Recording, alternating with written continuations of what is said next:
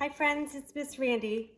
I have a pocket full of kisses, and this is the sequel. This means it's the second book to The Kissing Hand, which is also by Audrey Penn, illustrated by Barbara Leonard Gibson. So it has Chester Raccoon and his mommy. So we'll see what they're up to. Chester Raccoon sat in the hollow of a tree stump and pouted. "Please, can we give him back?" he asked his mother. "I'll be really, really good if we can give him back." Wonder who he wants to give back. Mrs. Raccoon smiled tenderly. "You're already really, really good, Chester. But I'm afraid no matter how good you are, we can't give him back. Besides, I thought you liked having a little brother." That's who he wants to give back. "I did like it at first," admitted Chester, "but now he plays with my toys and swings on my swings and reads my books. Then he pulls my tail and talks to my friends and follows me everywhere I go." Those of you who have a little brother or sister, you probably feel like Chester sometimes.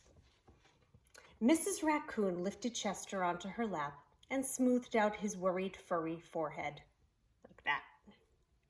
"That's what little brothers do," she explained in a very motherly tone. "It's no different than sharing the woods or sharing the stream or sharing the food we find. Ronnie wants to be just like you." Mrs. Raccoon placed Chester on the ground and smiled at him with the soft, loving eyes he knew so well. "I think someone needs a kissing hand," she said, in a voice that was warm and inviting. She took Chester's hand in her own and spread open his tiny fingers into a fan. Leaning over, she kissed him right in the middle of his palm. Chester felt the warmth of that kiss rush from his hand, up his arm, and into his heart. And when he pressed his hand to his cheek, he could hear his mother's words in his head. "Mommy loves you," they said. "Mommy loves you." Chester grinned so wide the tips of his silky black mask crinkled upward. Even his cheeks flushed to a primrose pink. He was the happiest raccoon in the forest. Look at that little face. Then, in the blink of a moment, all the joy went out of the little raccoon. His pink cheeks paled and a stream of tiny hot tears fell like spring rain down his sad little face. Even his silky black mask drooped as he watched his mother reach down, take Ronnie's hand in her own, open his tiny fingers into a fan, and kiss his brother right in the middle of his palm. Oh, that's what she did to Chester. "That was my kissing hand," Chester gasped in the saddest voice his mother had ever heard. "Why did you give Ronnie my kissing hand? Don't you love me anymore?" Oof.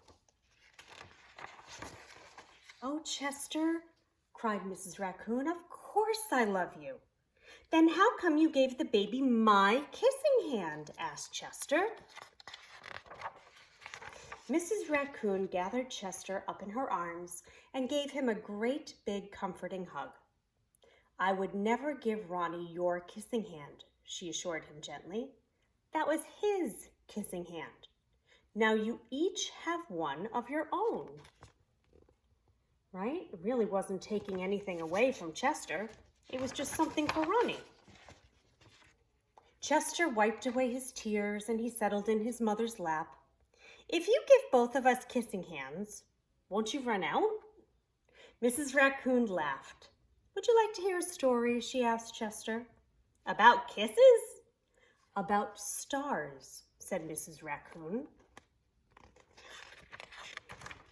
"Every night, just before the sun goes down, it reaches out with its rays and touches every star in the universe. One by one, the stars light up and shine down upon us. Even on nights we can't see the stars. They're up there sparkling away.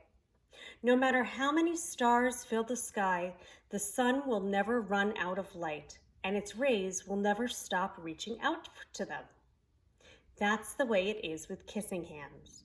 When somebody loves you, their kisses are like the sun's rays, always there and always shining.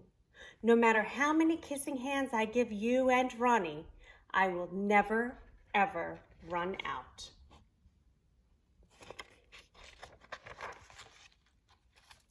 But you are right about one thing, Mrs. Raccoon told Chester. Ronnie's big brother widened his eyes and looked surprised. Well, what's that? He asked his mother. You are the big brother, and that deserves something extra special. Mrs. Raccoon put Ronnie on a swing, then took Chester's right hand in hers and spread open his tiny fingers into a fan. Leaning over, she kissed him right in the middle of his palm.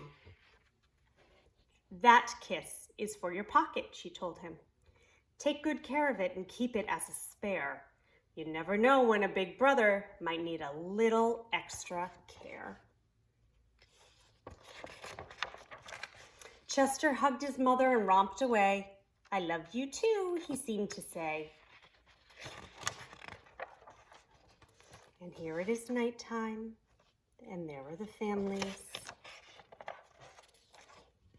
The end. So, even though we may not see each other for a couple of days or a little bit more, because we're all going to spend some special time with our families, we are all thinking of you and we're sending you love, and we hope to see you soon. Take care. Here's a kissing hand.